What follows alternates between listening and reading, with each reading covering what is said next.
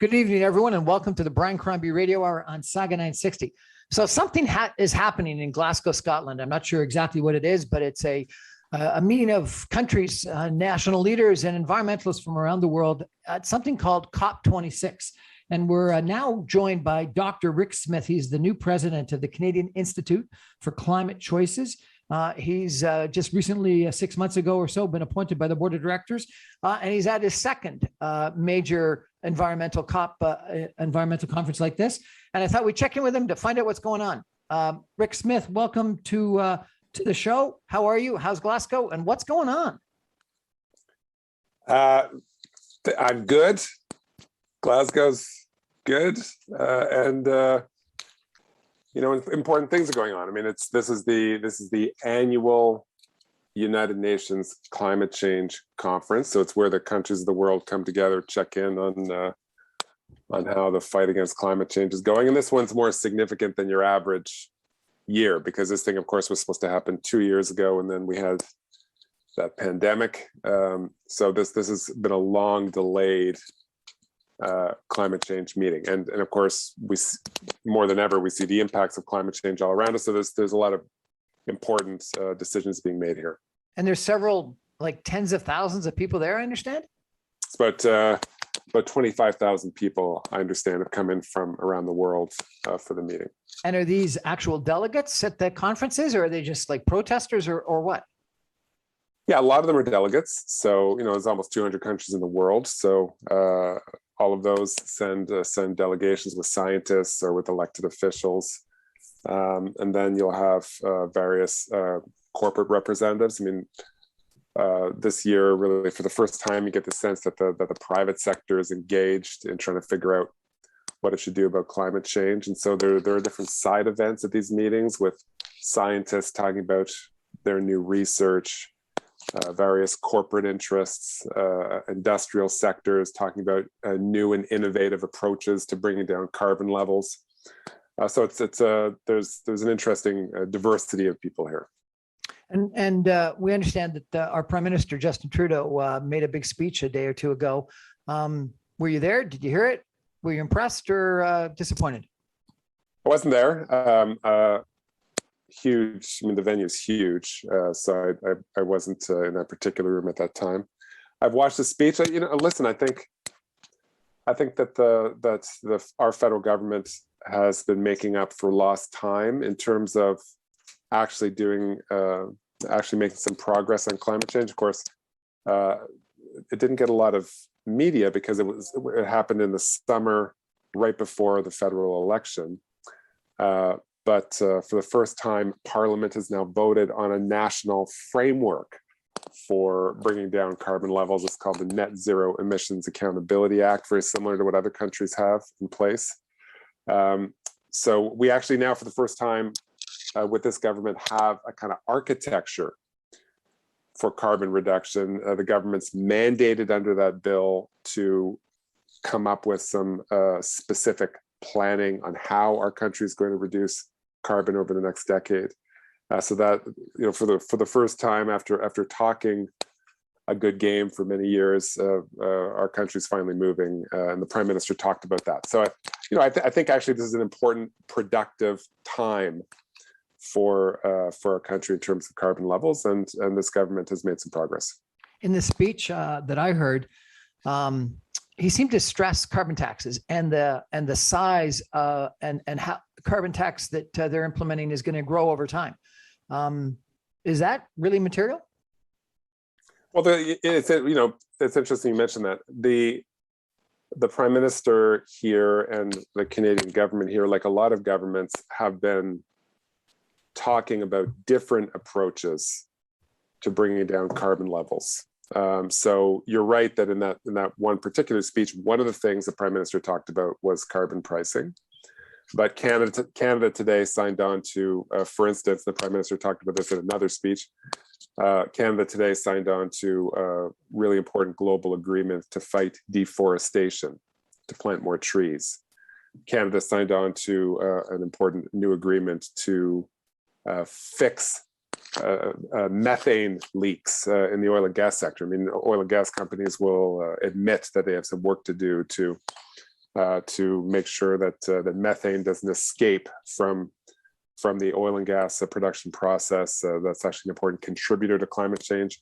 It's just about upgrading existing infrastructure. So Canada signed on to that agreement today, and it goes on. So carbon pricing is only one of the things that the Prime Minister and our government have been talking about the last couple of days, as it should be. There's no, when it comes to climate change, there's no silver bullet. No one policy is going to get us where we want to go. We're chatting tonight with Rick Smilth. He's the president at the Canadian Institute for Climate Choices about COP26 going on in Glasgow right now. We're going to take a quick break for some messages and come back more with Rick in just a minute. Stay with us, everybody.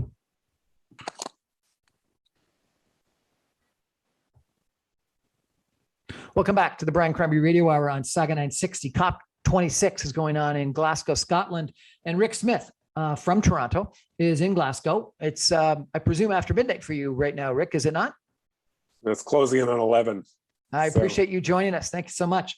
He's the president at the Canadian Institute for Climate Choices. He joined that organization about 6 months ago.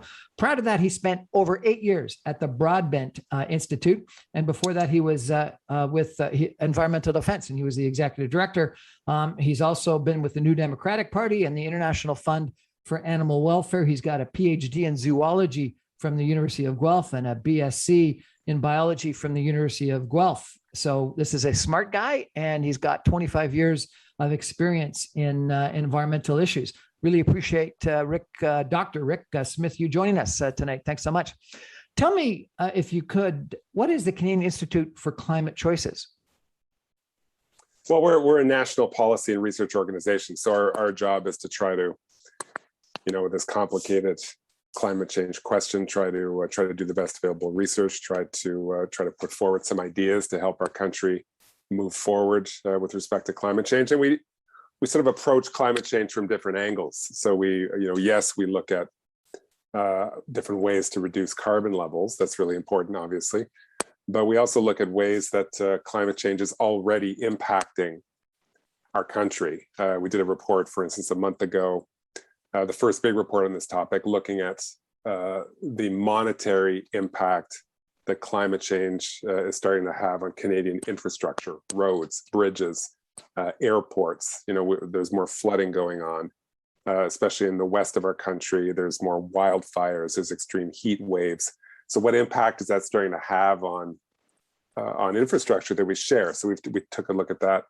And the other area that we research is what climate change is doing to the Canadian economy, how we can make sure that our economy in this new carbon transitioning world, which is going to happen regardless of what Canada does. I mean, the only question is whether we prosper in this new reality or not. We do a lot of work looking at where our economy should head in order to make sure that there's prosperity for all Canadians. The Prime Minister, in his speech to COP26, said that Canada is warming up twice as fast as the rest of the world, and our north is warming up even twice faster than that. Is that true, do you think?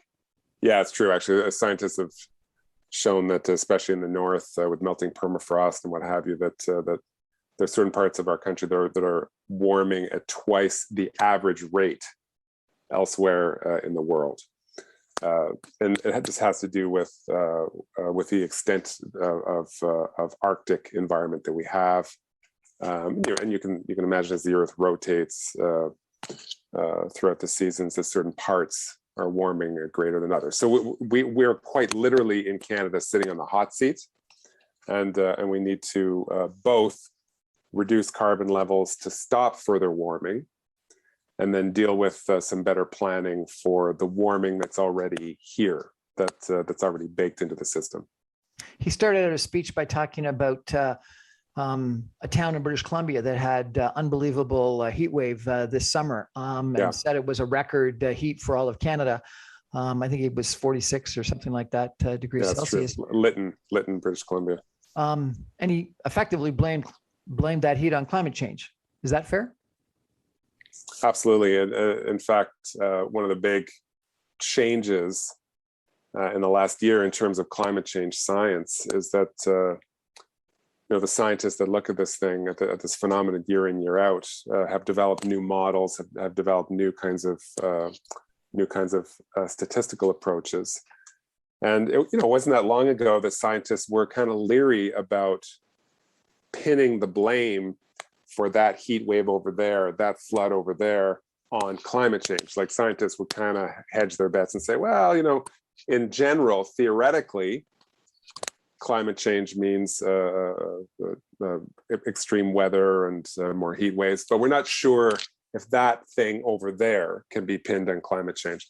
All of that's changed this year with new scientific techniques. So the scientists that are here, the recent UN climate change report, unequivocal in saying that these heat waves that we're experiencing more frequently, these floods that we're experiencing more frequently, what we saw in British Columbia this summer, the kinds of flooding we've seen in the east of Canada, that these things are being driven by climate change, that they're being made worse by climate change, that any doubt there is evaporated. You mentioned that there's a lot of private sector people in Glasgow, and that you were impressed that maybe the private sector was starting to take notice. You also said that one of the things that your institute tries to do is think about the economic opportunities that come out of climate change. Yeah, that's right. Yeah.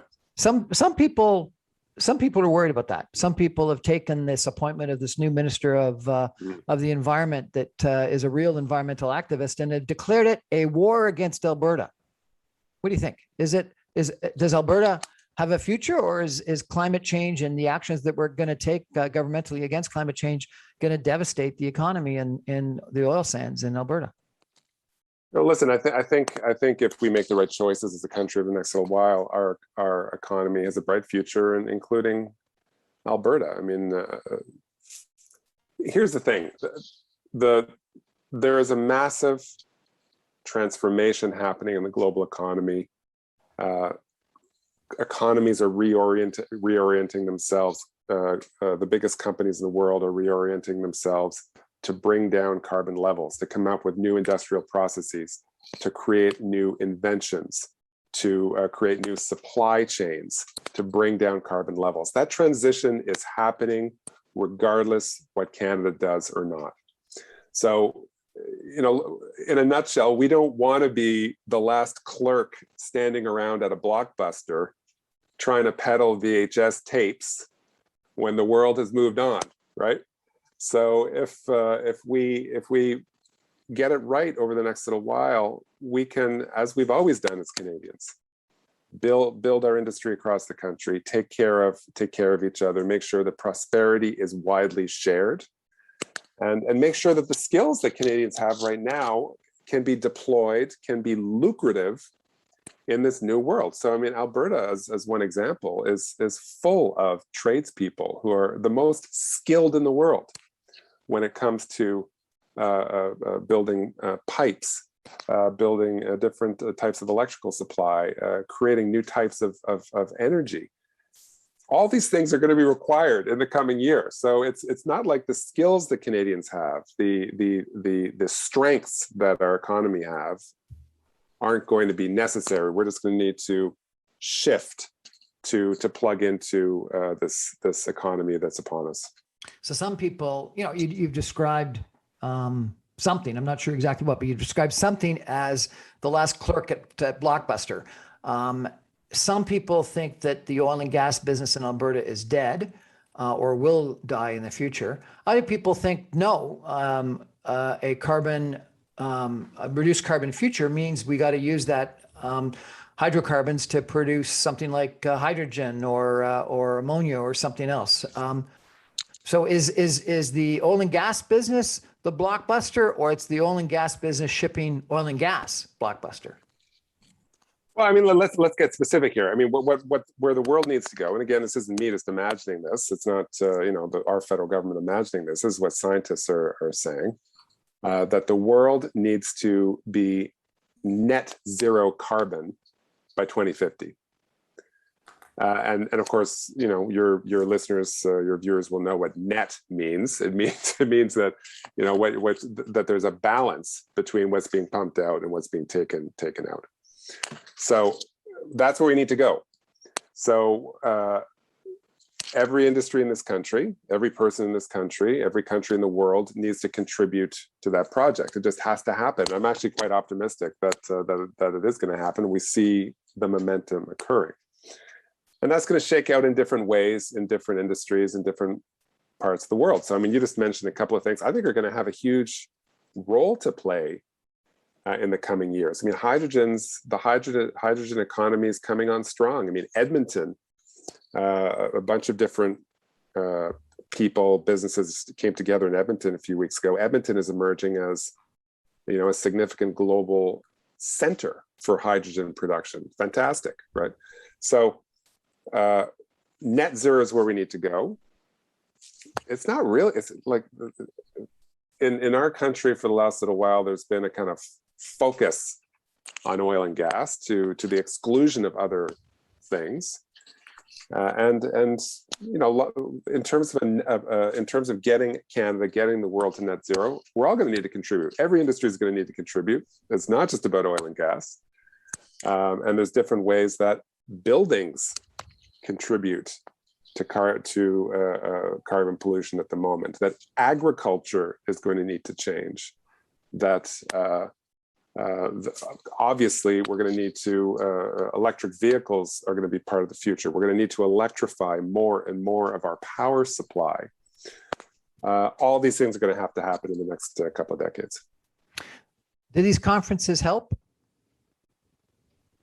Yeah, they really do. I mean, I'll tell you one story. I got a coffee today, and I was just wandering down one of the random hallways, and I stumbled upon this quite incredible press conference with 4 Latin American presidents announcing a massive expansion of the Galapagos Marine Reserve, which is already huge. It takes up a huge chunk of the ocean, and has just been expanded again. And that was just like 2:50 p.m. in the afternoon. It was just one of the things going on. So one of the things that these meetings do is they create a kind of leverage point that governments and companies work towards.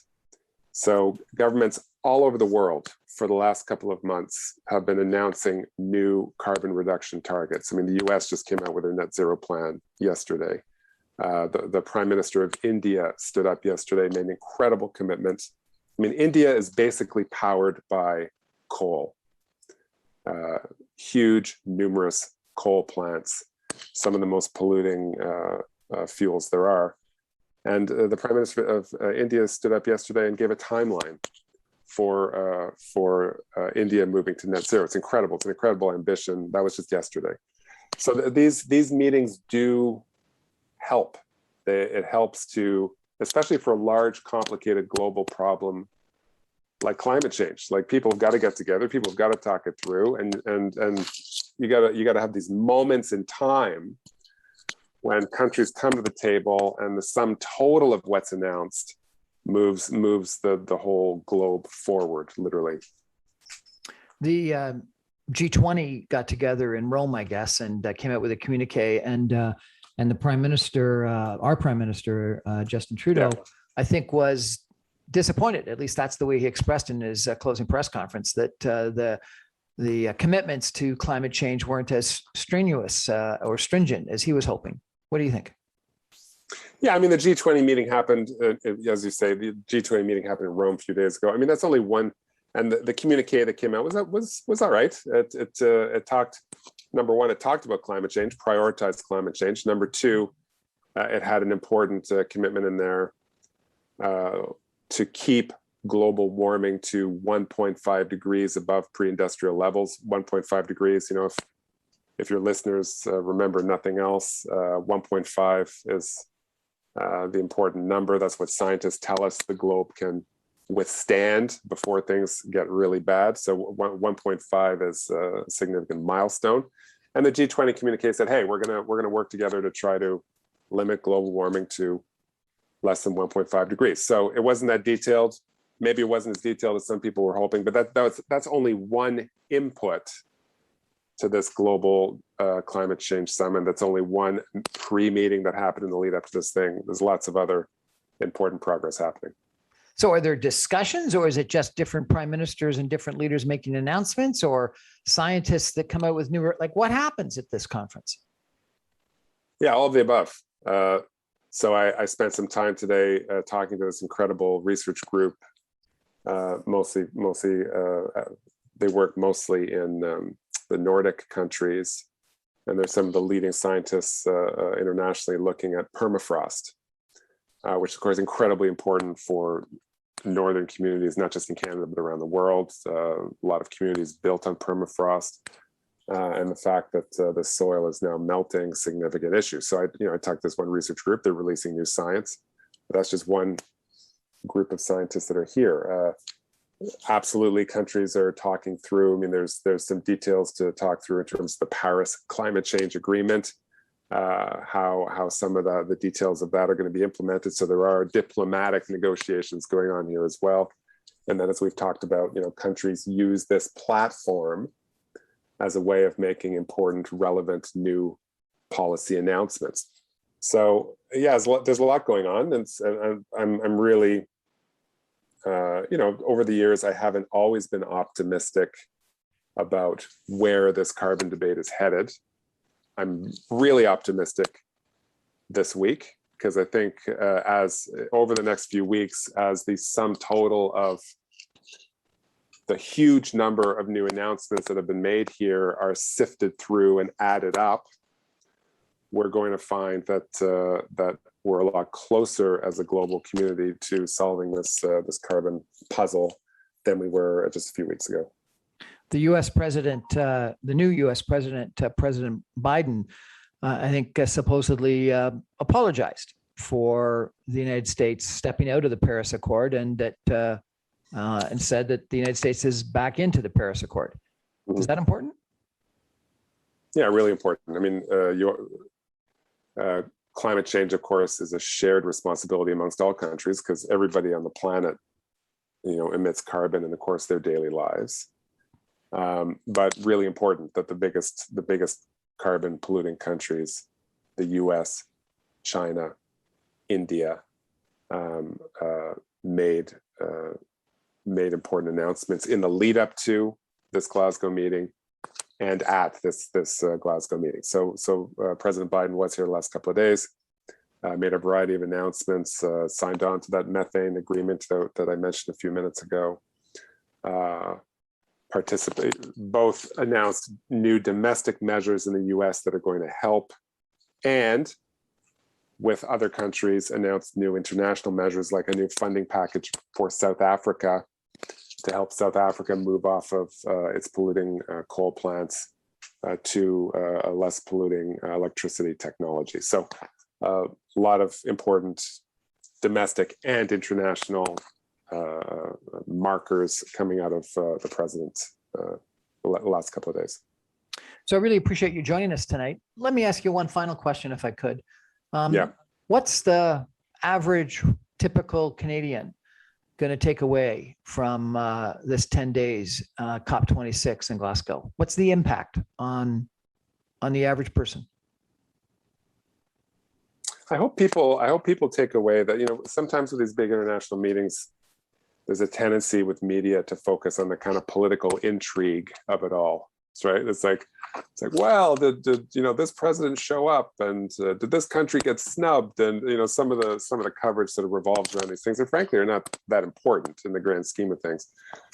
So, a lot of Canadians and an increasing number of Canadians, given the lived experience that people have with climate change these days, living near forest fires, seeing flooding in their neighborhood. I mean, I live in East End, Toronto, and the mouth of the Don floods now on a regular basis. Didn't used to. I hope that the worry that people feel about climate change at whatever level is alleviated a little bit, seeing that the global governments are taking this seriously, and that we can actually make progress on this thing. We are making progress in this thing. I think that there's a tendency with climate change for this kind of nihilism to set in. When people find out I work in climate change, probably the first question I always get is, hey, are we all screwed? That's typically the first thing that people ask me. And the answer is no. We, just as we always have as Canadians, as citizens on this planet, if there's a big problem, we get together, we figure out how to solve it. And that's what's happening with climate change right now at this meeting, and it's going to continue after this meeting. Does it all work, or are there any good parties? There aren't actually any. There aren't that many, because the pandemic has made it so strange. I mean, for good reason. So delegates have come in from all over the world. So the testing and the retesting that you have to undergo as delegates happens on more than. I mean, I had to do 2 separate COVID tests today alone, and everybody's physically distanced and whatever. So it's mostly work, to be honest.